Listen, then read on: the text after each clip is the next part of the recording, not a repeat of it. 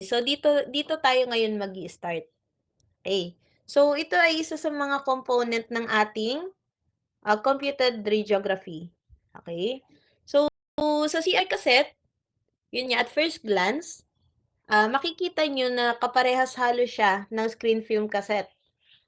Itong similarity na 'to is intentional kasi, nag-allow ito ng transition from, yung film-based na system to digital radiography, okay? Without changes doon sa ating positioning or doon sa workflow, okay? So itong cassette na 'to, it is made up of, durable lightweight plastic material. So kaya puwede siyang bitbitin kahit ng isang kamay and, this is designed to withstand yung repeated na clinical use while also protecting the imaging plate inside, okay? And, yung backing nito ay gawa sa LED, okay. So, ang pinaka-purpose kasi nun is to absorb the backscattered X-rays which would otherwise degrade the image quality and siyempre increase noise, okay. And also unlike the film screen cassettes, wala 'tong intensifying screen inside, okay. Instead, meron yung cassette ay meron siyang anti-static material which is, very critical kasi nga puwedeng mag-cause ng static electricity sa loob kasi siyempre nakikipag-interact tayo or inilalagay natin siya doon sa ating CR reader o yung tinatawag natin na digitizer, okey? And, also, yung anti-static layer kasi pinoprotektahan niya yung imaging plate doon sa yun nga, yung static build-up during the handling and of course doon sa transport, okey? Alam ko nabanggit ko na 'to. So, ano pa ba? Ito, start tayo ngayon sa imaging plate, okey. So, 'di ba yung imaging plate natin, they are made up of PSP o yung tinatawag natin na photostimulable phosphor plate, okey, or IP ang tawag natin.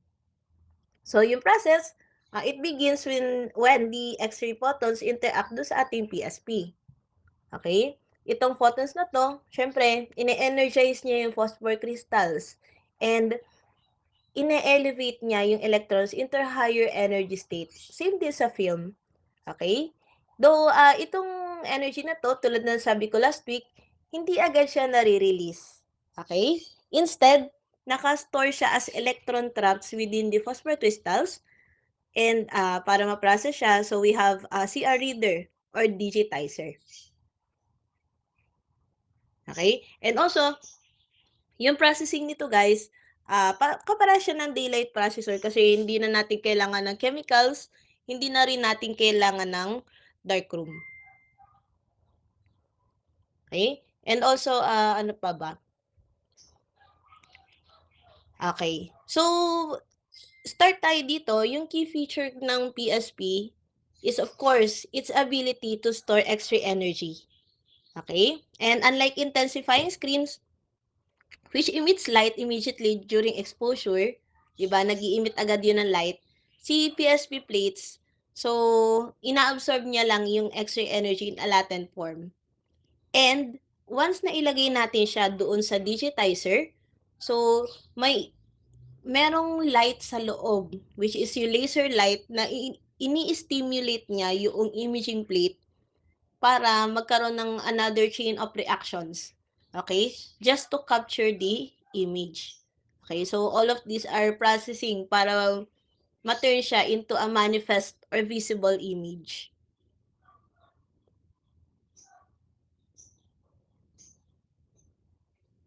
Okay, next ay, yung storage phosphors, they are very unique because they respond to a very wide range of X-ray exposures. 'Di ba last time binanggit ko yung sa narrow at saka yung wide and linear latitude, 'di ba? But when we say, wide exposure latitude, siyempre, yun yung ibig sabihin wide yung margin of errors natin, okay. They give us, flexibility in technique selections especially doon sa for adjusting the KVP at saka yung MAS. Okay? And because of wide exposure latitude, kaya niya i-compensate kahit yung mga minor, ano natin yung mga minor na underexposure and overexposure. Unlike doon sa film na ano siya yung narrow yung kanyang latitude, it means kung ano yung binigay mo na technical factor, for example, MA, which is totally equivalent do sa amount ng density. So, kapag napalabis yung gawa mo, yung timpla mo sa MA, so, talagang mataas ang density nun. And, kung halimbawang magtagal ka ng pagde-develop, which will give another additional density dun sa film, so, wala na. Sunog na ang kuha mo. Okay? And again, it allows the image to be displayed correctly across a broad exposure range. Okay? Yung wide latitude.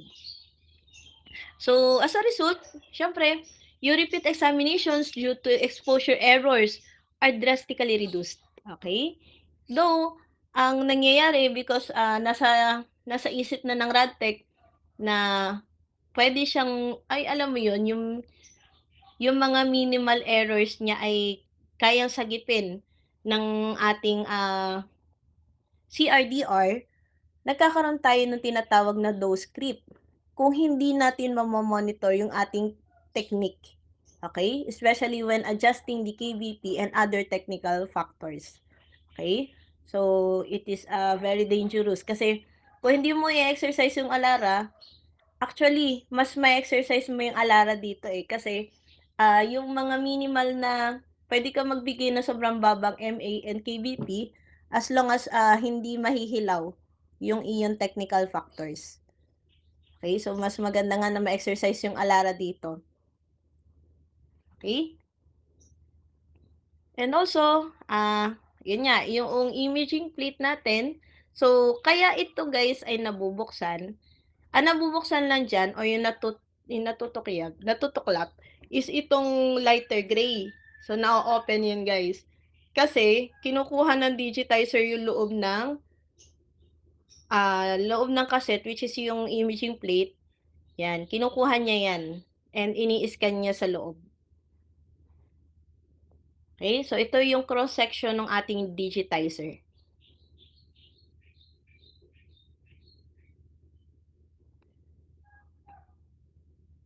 Okay?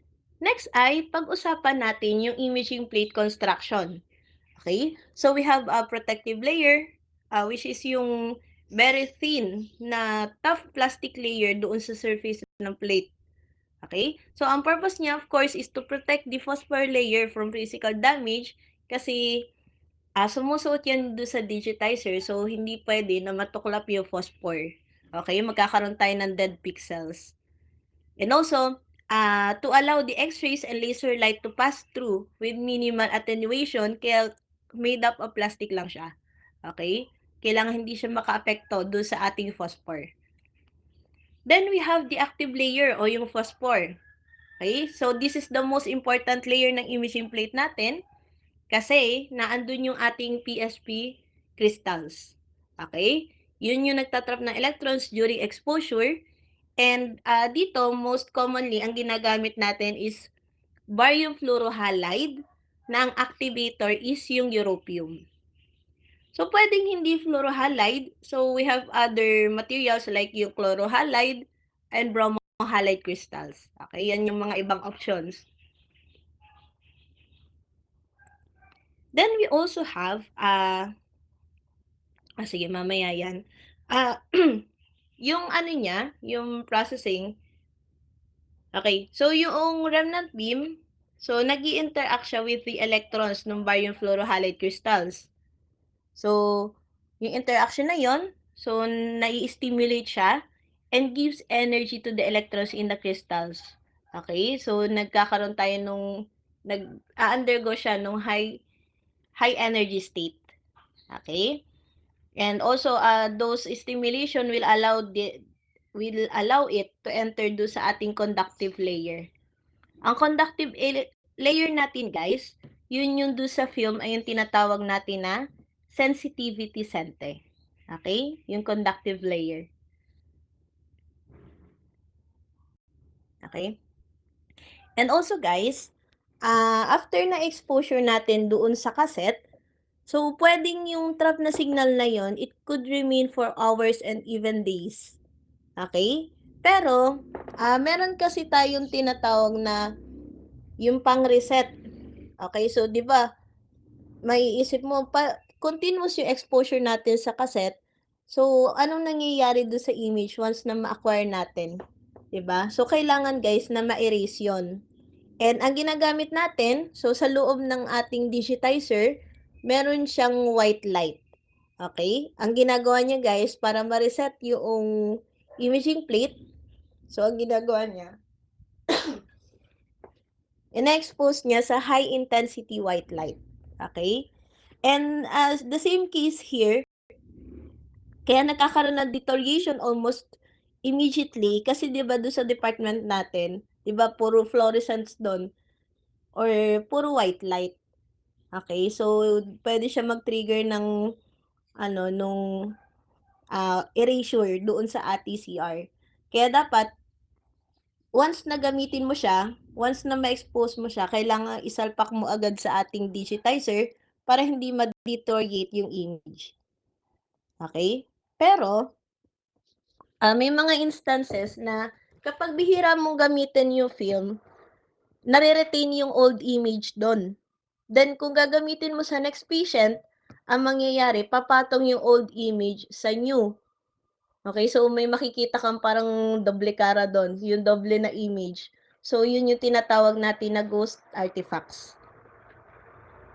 Okay, kaya ang technique dun, kapagka bihira mong gamitin yung cassette, dapat, every 24 hours, inire-reset yun. Ilalagay mo lang din sa digitizer kahit na walang laman, just to erase the old image. Okay?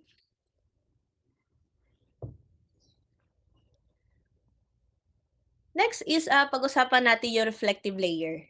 Okay? Si reflective layer, so dina-direct niya guys yung emitted light papunta doon sa tinatawag nating photodetector. Okay? So ano yung emitted light na yon? Okay, so mamaya i-explain ko later kasi meron tayong tatlong light na pag-uusapan.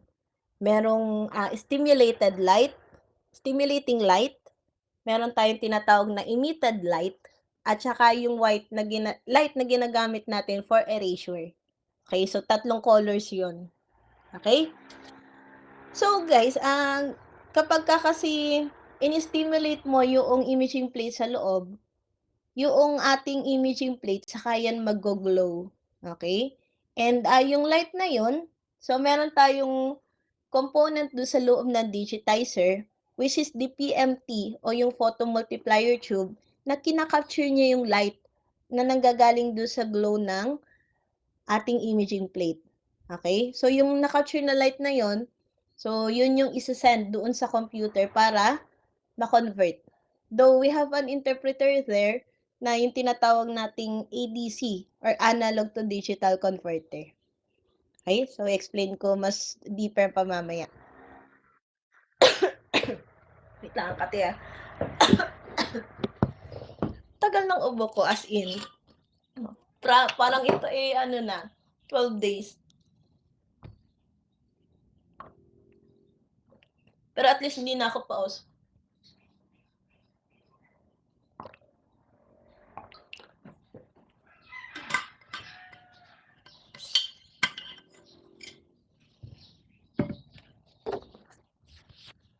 Okay, so short commercial lang siya. Wala, nakakasunod guys. Do you have any questions?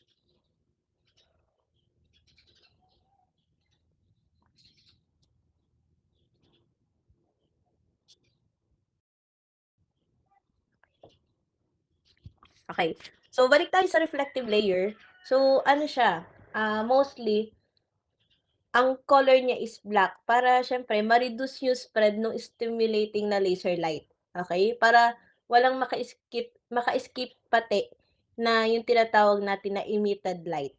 Okay? So, yung reflective layer, tumutulong siya para ma-improve yung spatial resolution. Okay? Though, siyempre hindi natin maiiwasan na may small amount pa rin ng detail na nawawala during processing. Kasi siyempre, ang ating photo multiplier tube is not perfect. So, kung mag-emit ng light yung ating imaging plate, so meron pa ring nakakalagpas. Okay? Pero, most of the light emitted, siyempre, nare-redirect yan ng ating reflective or yung color layer. Okay? And also, yung mga bago imaging plates natin, meron na siyang kasamang, color layer. Meron na rin mismong naka-embed sa kanya. Okay? Siya na mismo yung nag-a-absorb ng stimulating light and at the same time reflects the emitted light. Okay? And yung mga newer plates na yon, because of that design, na-improve niya yung signal efficiency and contrast. Okay? So, balikan natin yung conductive layer. So, yun yung conductive layer na nagre-reduce ng static electricity.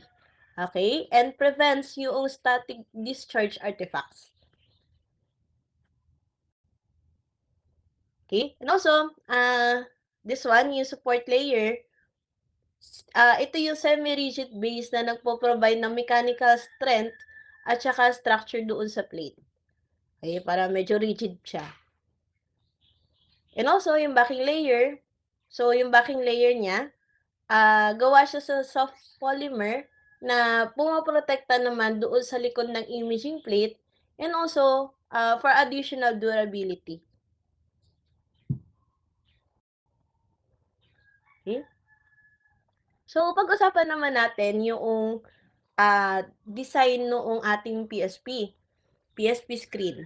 Okay? So, ito yung cross-section niya, guys. Okay, may makikita kayong dalawang design dito, which is yung conventional na powder at saka yung needle na PSP. Okay? So, yung needle na PSP, mas efficient siya kasi tumataas yung tinatawag natin na X-ray absorption efficiency. Okay? When we say absorption efficiency, which is yung detective quantum efficiency, so siya yung it means yung ability niya na ma-absorb yung X-ray and yun nga, yung katulad ng conversion efficiency na yung natatanggap niyang X-ray ay kaya niyang i-convert into signal. Okay? So, mas efficient yung design ng needle. And also, yung ganitong design, nalilimit niya yung lateral na light spread which will help improve yung spatial resolution. Okay? So, overall, yung design ng imaging plate is, yun nga, to increase the conversion efficiency and the DQE. Okay? And also, yun nga, to minimize the light diffusion and, yun nga, to increase the detail.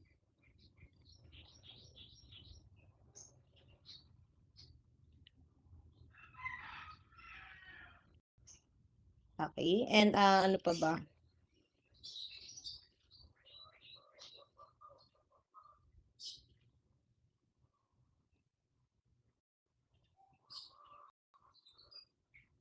Okay. So, ganito yung design ng mga digitizer. So, depende sa model, pero may mga maliliit na designs yan. Pwede din ito. Ito na ngayon ang common mas maliit. Ito.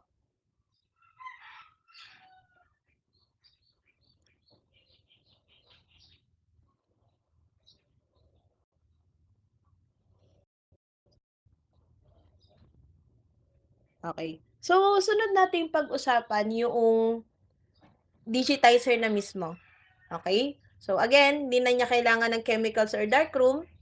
Then, yung cassette, ini-insert siya sa reader. And, doon sa loob ng, ng digitizer, so, ina-extract niya yung imaging plate. Okay? Pag inilagay natin yung cassette, ang makakapasok lang actually, itong upper portion. Okay? Ito light gray. Yan lang yung lulusot. And nabubuksan yan at nakukuha yung imaging plate sa loob.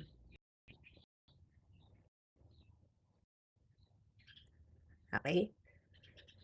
So, pag-usapan natin yung photostimulable luminescence. Okay? So, sa loob kasi ng CR reader, yung imaging plate ay nai-scan using a helium neon laser o yung mga newer system is yung solid state na laser diode. Okay? So, again, helium neon laser or solid state laser diode. Okay? Ito guys, yung tinatawag natin na stimulating light. Okay? Stimulating light, and tandaan nyo, pagka stimulating light, ang purpose kasi niya, 'di ba, nasa high energy state yung ating electrons dun sa loob, dun sa phosphor. Okay? And since siya ay latent image, kailangan guys na magkaroon ng another trigger para siya ay mag-emit ng another light na mamaya ay kailangan niya para sa photomultiplier tube. Okay? So, ang gagawin niya, i-stimulate niya yung ating imaging plate and i-scan. Okay? So, ang scanning niya is in a raster pattern. Okay? Para ma-assure na bawat areas ay madadaanan. Okay? So, ganito ang raster pattern. Okay? Pag nagbabasa siya, pag ganyan. Okay? Habang nasa loob yung imaging plate. Ganito ang scanning ng stimulating light. Okay? Yan yung raster pattern.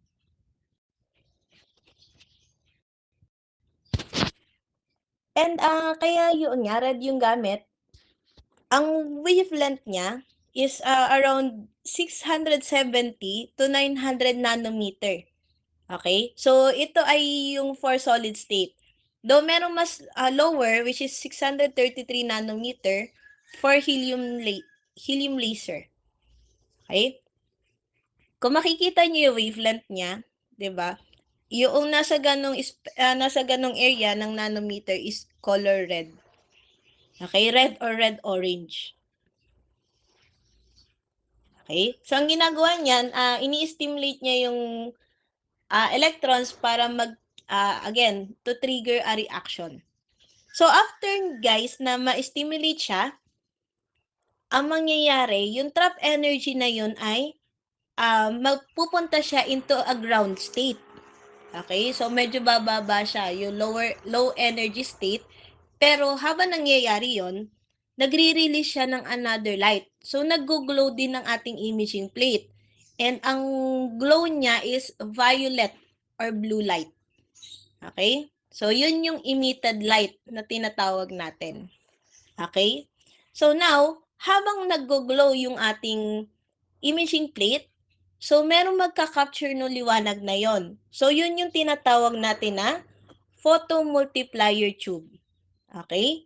So, from there, sa photomultiplier tube, ma-amplify yung light and mako-convert siya into a digital signal. Okay? Since ang computer natin, ang language na nauunawaan niya lang is binary numbers, so kailangan merong interpreter. Okay?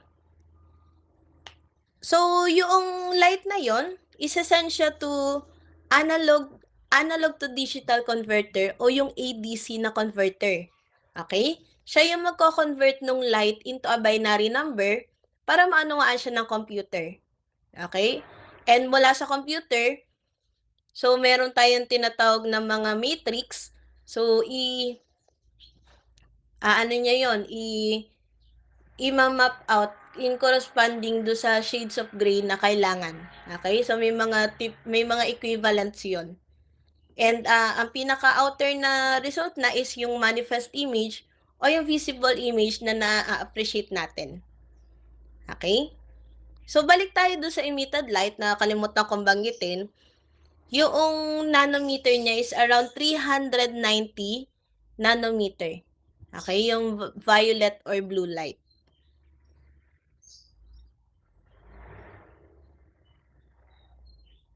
Okay? So, ito yung itsura ng ating digitizer sa loob. Okay? So, yung imaging plate, dumadaan siya dyan. Then, merong laser na mag-i-scan. Ito.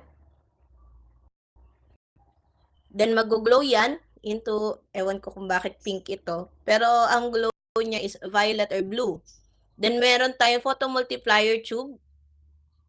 Then ise-send niya dito sa analog to digital converter para meron tayong interpreter. Then iko-convert niya into a digital image, okay, papunta ng computer.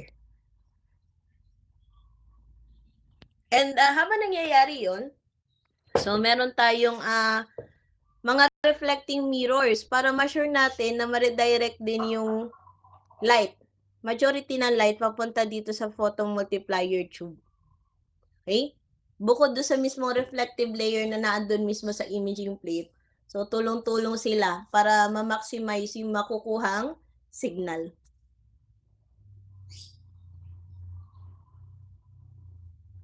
Okay? So, yun nga, sa phosphor plates, so sa absorption, once na ma-expose sa X-ray yung ating imaging plate, so matatrap yung electrons, then para ma-stimulate yon, yan, merong laser stimulation, so color red.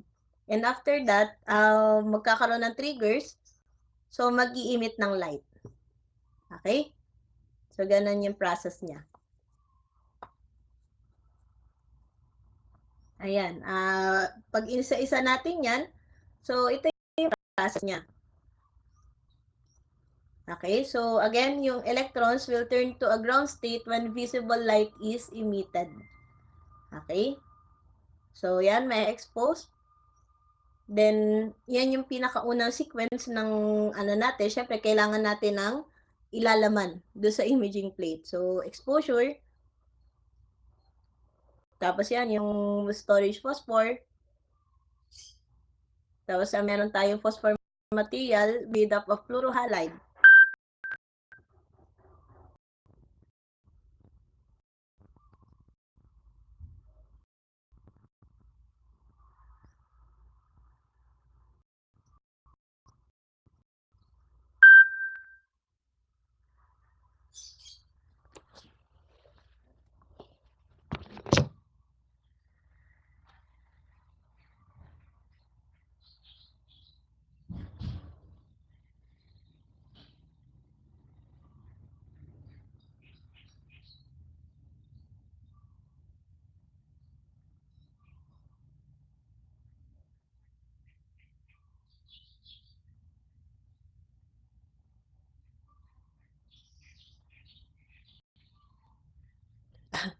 Wait lang. Sorry sa commercial, guys. Nagbasa lang ako message. Okay. So, balik tayo. Ayan, nabanggit ko na kanina yung wavelength. Yung stimulating light or laser is 633, which is red. Then, falling back, yung habang pumupunta siya into a ground state, okay, so yung electrons natin, mag-i-emit siya ng luminescent light. Okay? And yung i-emit niya light, which is a blue or violet, is around 390 nanometer. Okay? Next ay, yun nga, yun sa processing na.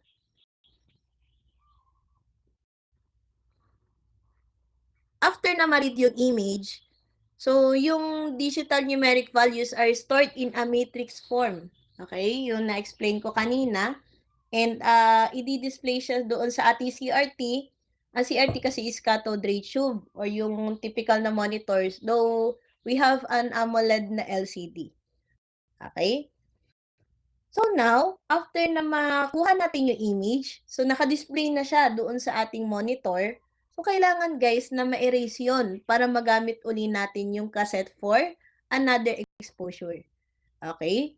So now, yung residual image na yon, mabubura siya doon sa plate by intense na light source. Okay? Color white. Intense na white light which will return all the electrons to their original state. Okay? And yung cassette naman, habang nagpa-process yan, nakalaki yan. Hindi mo mahihigit. And bago niya mabitawan yung cassette sa'yo para makuha mo, so erased na yon. Pero again, kung bihira mong gamitin yung cassette na yon, it is best na ilalagay mo siya uli sa digitizer para ma-reset uli yung imaging plate. Okay? So, para ma-prevent natin yung ghost artifacts. Pero kung sa looban ng 24 hours ay walang tigil ang gamit mo na cassette, so okey lang na hindi mo na siya i-reset kasi lagi naman siya nabubura. Basta lagi siyang nakalagay sa digitizer, okey? So yun nga, in erasing the screen, so 50% ng trapped electrons are released during the read phase, okey? And, after the image is recorded, the plate is erased with high intensity white light and reused. Okay? Erasing again should be done after every exposure or at a minimum of every 24 hours para mabawasan yung ghosting on future images. Okay? So, sa cassette natin meron ding ghosting. Okay? Any questions?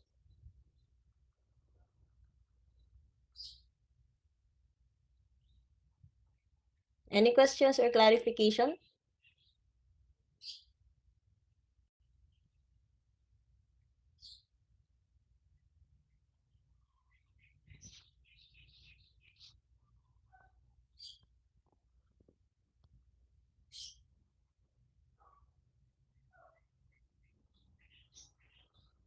Okay, so ang next topic natin is yung basics of digital imaging. Okay? Wait lang.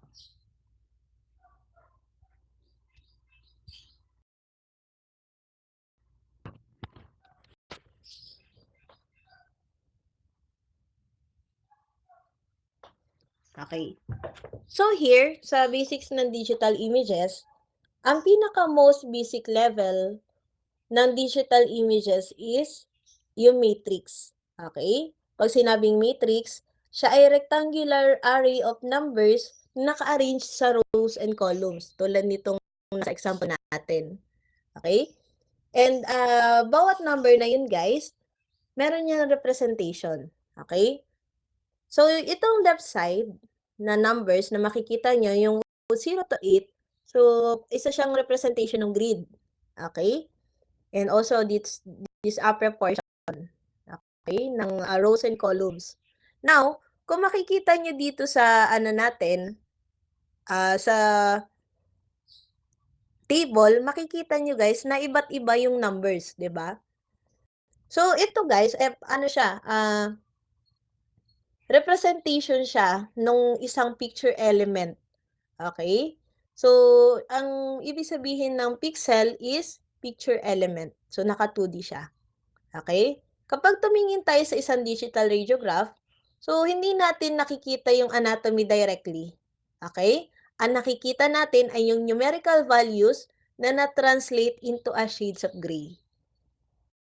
Okay? And bawat pixel, meron siyang digital number na nagsasabi sa computer kung gaano ka-bright or kung gaano ka-dark yung pixel, kung gaano dapat yun nga, ka-dark o ka-light ang isang pixel doon sa monitor. Okay? So, siya yung nagdidikta. Okay? Next, yung ating matrix, so, 'di ba siya ay ano, yung number of pixels doon sa image. Okay? They are expressed as rows and columns tulad ng halimbawa, 5 by 12, sorry, 512 by 512 or yung mas mataas, 1024 by 1024. And doon sa mga high resolution na DR systems, meron na 4,000, yung mga 4K. Okay? 4,096 by 4,096. And tandaan nyo guys na paglaki ng matrix, ibig sabihin pagdami ng pixels. And pagtaas ng ganon, ay mas maganda ang spatial resolution. So parang ano lang yan, yung picture sa camera. Okay? Pagtaas ng pixel, pagganda ng images. Okay? And also, sa field of view, siya ay nagre-refer doon sa actual anatomical area ng patient. Okay? Hindi yung mismong size ng display monitor. For example, yung imaging ng chest versus the hand, magkaiba yung kanilang field of view. Pero yung matrix size niya is the same. Okay? Nagets yun?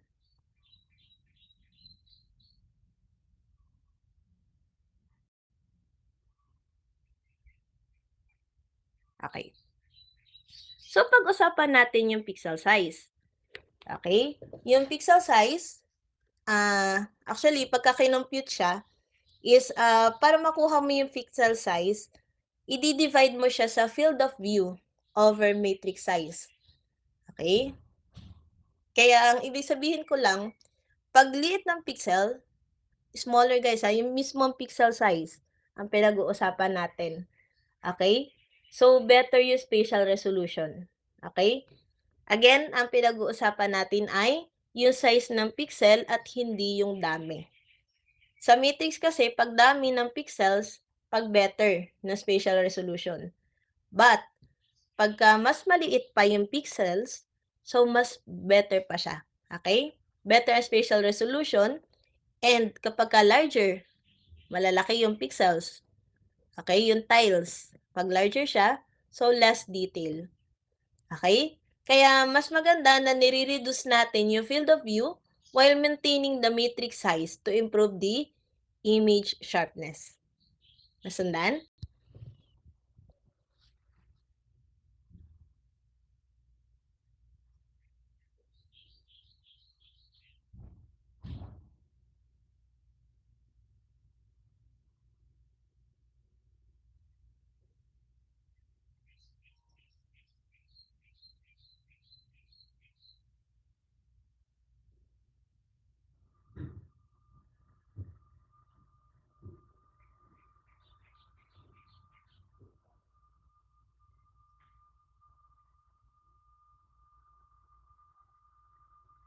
Okay? So, yan ang sa pixel size. So, ang ibig sabihin lang niyang computation na yan nga is, pag better na gaganda ang spatial resolution kung maliit. Okay? Kung maliliit yung pixel size mismo. Okay? So, kaya mas maganda kung ang field of view natin is also small.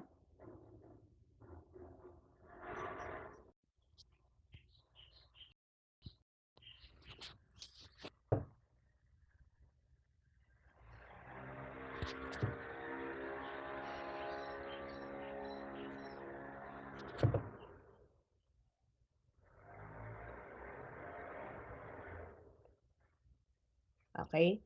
Next naman is yung pixel and yung voxel. Okay? Pag sinabi namang voxel, ibig sabihin ay volume element. Okay? Sa 2D imaging tulad ng X-ray, okay, ang smallest unit natin is pixel. Pero guys, sa 3D imaging like the CT and MRI, so yung pixel guys, nagkakaroon siya ng lalim, okay, ng depth. At yun ay tinatawag na voxel or volume element. Okay? So, ang isang voxel, so ang representation niya is yung length, yung width, at saka yung thickness. Okay? Slice thickness. Okay, yan. Pag may lalim na siya, so we call this voxel. Okay? So, pag-usapan naman natin yung spatial resolution. Okay? Pag sinabi natin spatial resolution, so ibig sabihin yung ability ng system to record the small objects separately and distinctly. Okay? And syempre, nakadepende yung primarily do sa ating matrix size, sa pixel size, at saka sa sampling frequency. Okay? So, explain ko later yung sampling frequency. Basta in short, yung sampling frequency, yung dami. Okay? So, again, kailangan sa matrix size madami, sa pixel size maliliit yung butil, parang ganon. And yung sampling frequency, syempre madami. Okay? So, kung parang sa picture yan, ang 32x32 na matrix, syempre, magpo-produce siya ng poor detail. Okay? And kung makikita niyo sa images, kasi limited lang yung ating tiles. So, yung detail niya is mukha siyang pixelated. Okay? While yung 512 by 512, so mas nag-improve significantly yung detail niya. Okay? And syempre, yung mas higher, which is like yung 2048 by 2048 na matrix, so makakapagbigay siya ng excellent na fine detail. Okay? So, yan, itong two images. Okay? So, this is the evidence na yung matrix size ay nakakaapekto sa resolution mismo. Okay? Next ay pag-usapan natin yung bit depth. Okay? Pag sinabi guys na bit depth, so ang pinag-uusapan natin dito ay yung number of gray shades. Okay? So, yung ano niya, yung bit depth, so halimbawa, yung 8 bits. So, pag inano mo yan, 8 times 8 times 8 times 8 times 8. So, ang result niyan is 256. Okay? Yung 10 bits is 10,024 and so on. Okay? Basta tandaan nyo guys, pagtaas ng bit depth, okay, ang pinag-uusapan natin is yung gray shades. So, better yung contrast resolution niya. Okay? So, ito yung dahil gray shades yung pinag-uusapan natin, so we are also talking about the margin of errors. Okay? Kaya pagtaas ng bit depth, mas better ang contrast resolution and better manipulation using the window width at saka window level. Okay?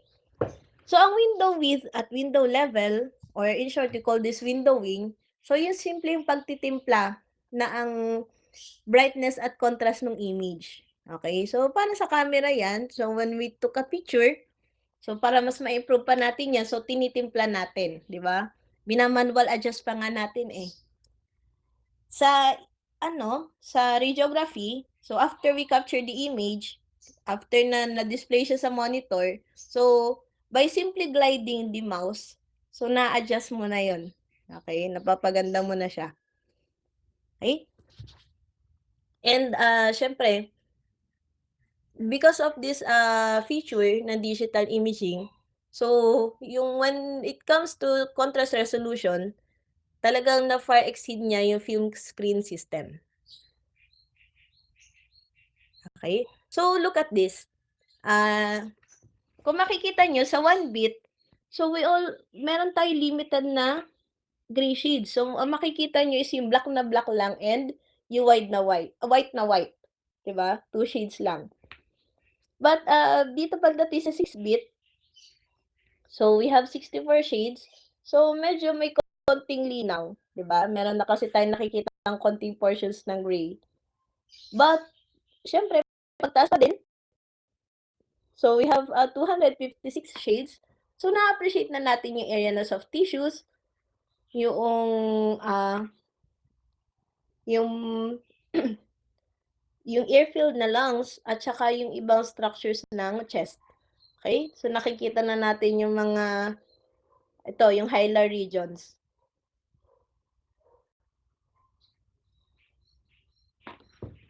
Okay? Nasundan?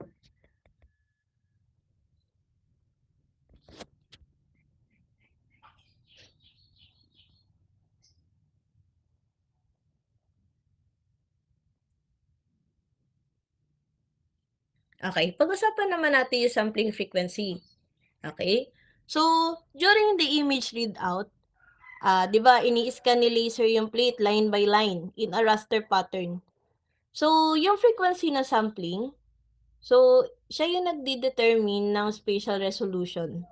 Okay? Tulad ng sabi ko kanina, pag dami na samples natin, na sampling frequency natin, so we have better resolution, pero syempre, medyo malaki yung file size niya. Okay? Yun yung though kung malaki naman yung storage mo, so why not? 'Di ba? Pag-usapan din natin yung noise, 'di ba? Ang noise kasi, so unwanted signal siya and nagde-degrade niya yung image quality. Okay? So saan ba nanggagaling yung mga noise na 'yan? So number 1 is from scatter radiation, 'di ba? Yan yung pinaka significant. And syempre, within the plate, meron na ring mga light scatter, though nami-minimize because of reflective layer. Okay? And tulad nga ng sinabi ko kanina, yung photomultiplier tube is not perfect. Okay? Hindi 100% ng emitted light from the imaging plate ay nakaka-capture ng photomultiplier tube. Okay? So, may mga konting deficiency. Okay? And that will lead to noise. And syempre, electronic noise from the digitizer itself. Okay? So, para ma-minimize natin yan guys, siyempre kailangan proper collimation. Okay? Kahit sa old system, sinusubukan natin na ang collimation is proper. Okay? And also, yung adequate exposure, kahit na kaya siya i-correct ng ating digital system, it is best na naka-stick tayo do sa tamang technical factors. Okay? And also, yung paggamit guys ng optical filter, okay, yung nasa loob kanina, yung nasa loob ng digitizer.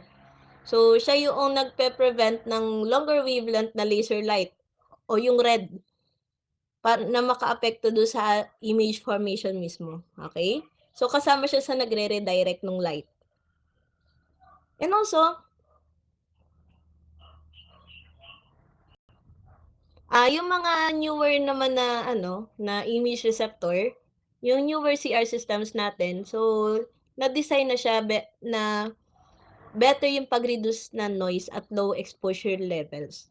Okay? So kasama na rin yung pagde-design ng imaging plate, yung mga phosphors mismo, 'di ba light, ano na siya needle, instead na yung powder form.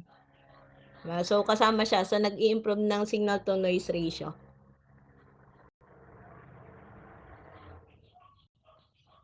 As for the technique selections, okay, sa film screen, 'di ba, ah, yung image quality nakadepende siya doon sa HND. 'Di ba, yung HND na characteristic curve, 'di ba? Kapagka na-overexpose natin, we all know na yun ay magiging dark film. And kung na-underexpose mo naman, syempre hilaw, so we call that light film. Okay? So, tinatawag natin na yung screen na self-regulating and yung errors is immediately visible. Okay? Pag sinabi self-regulating, kung ano yung timpla mo, yun yung lalabas. Okay?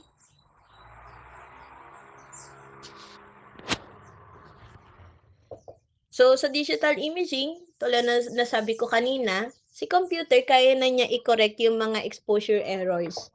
Okay? And yung images, pwede pa siyang mahabol, it may look acceptable kahit na yung exposure is slightly incorrect. Okay? Though again, ang magiging danger is yung those script or magkakaroon ka ng sobrang familiarity sa technical factors na regardless ng body habitus o kung gaano kakapal yung patient, gaano kalaki, is the same ang technical factors mo. Which is a very dangerous kasi hindi mo na na-exercise yung alara. Okay? So again, despite the digital correction, kailangan as RadTechs, kailangan nating sundin lagi yung alara or yung as low as reasonably achievable. Okay? So syempre, yung image quality must be balanced with patient radiation safety. Okay? So yan, yung sa characteristic curve. 'Di ba? Pagdating sa shoulder and toe, 'di ba black na black and white na white, and we only have few adjustments doon sa film, sa screen film dito sa straight line portion, 'di ba? And the rest of the portions is very limited na. Okay? So look at this guys. Okay? 'Di ba kaya sinabi ko sa screen film is self-regulating. Kasi tingnan niyo, pagka underexpose, so look, white. White na white. And pagka okay naman, in between, so yan. Though pag na-overexpose mo, so hindi na natin kayang habulin. Sadyang yan ang maiibigay mo sa doktor and siyempre lagot ka. Kasi hindi mo ma-appreciate yung pulmonary markings. Okay?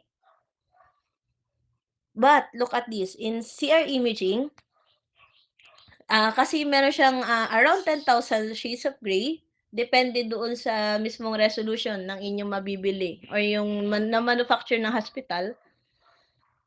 Look, fix yung KBP exposures. So, ang nagkaroon lang ng adjustment sa atin is doon sa MAS. Pero tingnan niyo yung images kahit hindi niyo pa nababasa yung MAS. 'Di ba? Magkakaparehas yung kulay, magkakaparehas yung itsura. Okay? So, imagine sa 0.5 na MAS, same lang din yung maiibigay mo sa 5. Okay? So, kaya napa-practice natin yung alara talaga kasi puwede kang magbigay ng mababa kasi kaya siya i-correct. Now, Kung hindi nakakaapekto ang MES, so ano ang nakakaapekto sa density at saka sa contrast? Okay, especially sa density, okay. So dito papasok yung tinatawag natin na speed class, okay. Sa CR imaging, okay, yung speed class ay nakadepende doon sa quality, image quality requirements, okay. So kung pagmamasdan niyo guys yung speed class, okay, 'yan. Pagtaas nung relative speed or sorry, nung receptor speed, pagtaas din ng image quality, though mataas din yung dose, okay. And, look at this, 400 speed, 'di ba? Kung papansin niyo, yung MR kasi is yung dose, okay, and yung speed is the speed itself, okay. So tingnan niyo, pagtaas ng speed, so puwede tayong magbigay ng lower na dose. Okay, though siyempre reduce yung image quality in a way na katulad nun sa ating tipikal na film screen, 'di ba, nagkakaroon ng, ah, blurring dun sa image, okay. Or, yun nga yung may mga konting graininess, okay. So medyo nababawasan.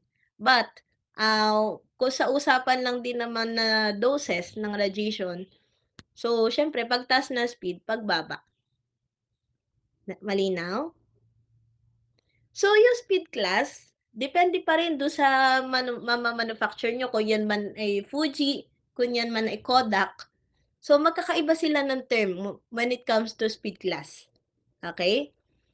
Puwede na ang ma-encounter niyo is sinasabi niya S number, puwede ang sinasabi niya is index number, puwede yung sinasabi niya sensitivity or exposure index, okey? Pero all of these ang pinag-uusapan is speed class lang yon, okey? Nagkaiba-iba lang ng terminology kasi naka-ano yun dun sa manufacturer, okey?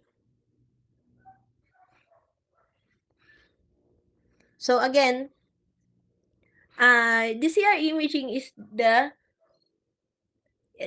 for CR imaging, the speed is determined by the image quality na na-require na radiologist or programmed by the service, engineer, okey? Yung 200 na relative speed, ito na yung pinaka-highest na quality images. And in, increasing the relative speed, the receptor speed, so mare-reduce niya yung contrast resolution and yung patient dose. Though at least mababa yung patient dose, okey?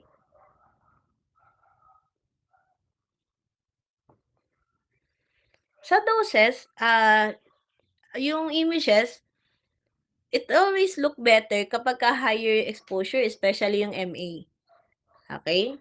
Pero siyempre when we are prioritizing the ALARA, siyempre kailangan balance pa din, okey?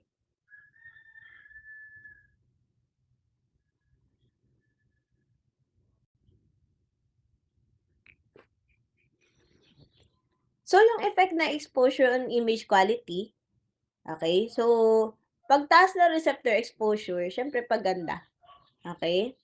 Tingnan niyo naman, kasi linear yung response.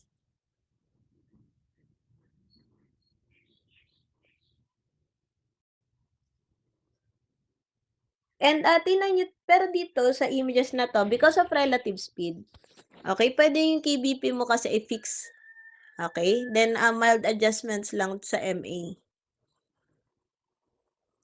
okey?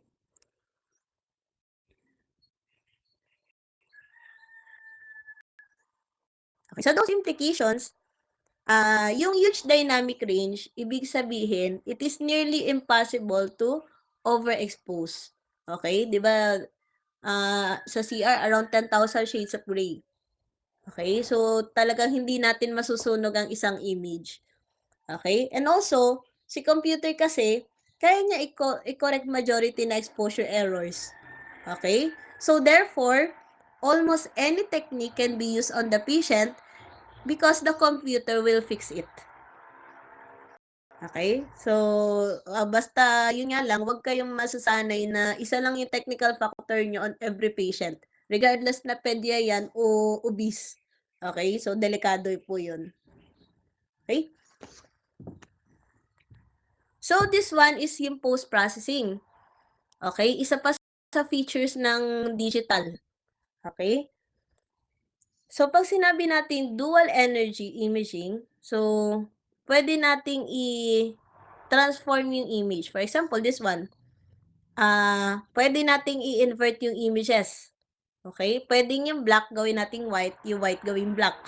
Okay? In-inverse mo. Okay? And also, meron tayong feature na yung setting. Okay? Kung gusto mo na, for example, kumuha ka ng simpleng chest x-ray, pero gusto ng doktor na mas naka-focus yung image mo doon sa ribs, so pwede mong iset sa computer na ang makikita lang is yung bone window.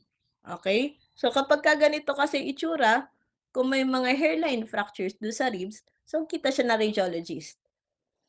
And, meron din another setting, halimbawa ang gusto ng doktor ayokong nakaharang yung mga ribs, so puwede din ito, tissue only image. Okay? All of these are because of post-processing.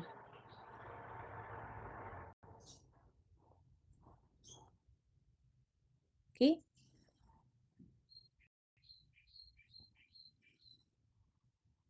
So that's it.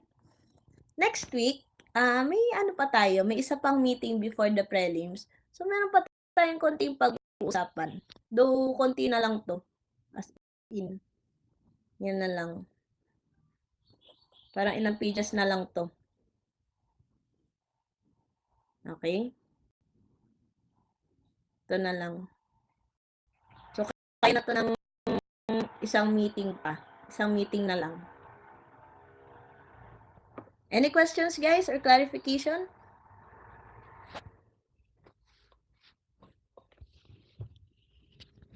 Okay. So bigyan ko muna kayo ng, yung the rest nung ating ano, the rest nung ating ng oras puwedeng magpahinga muna, basta 'wag mapapalalim ang pahinga. Kasi meron pa tayong meeting ng 4, okay. So mamaya naman ang pag-uusapan natin is electrodynamics, okay, doon sa imaging equipment and maintenance. Okay? And, mamaya kailangan may magre-remind sa akin na i-send yung material, okay, para makapag-review na kayo. Since maraming terminologies ito, it is best na, unahin niyo na siyang basahin, okay, para hindi na makasabay dun sa iba niyong subjects pagka nag-prelims na, okay. And kung may kailangan na clarification, so don't hesitate to chat me. Okay, thank you guys for listening. I hope na marami kayong natutunan. Okay, may isa pa tayong meeting para naman sa ano mismo, last topic for prelims. Thank you guys, thank you. See you at 4. Okay, thank you. See you later.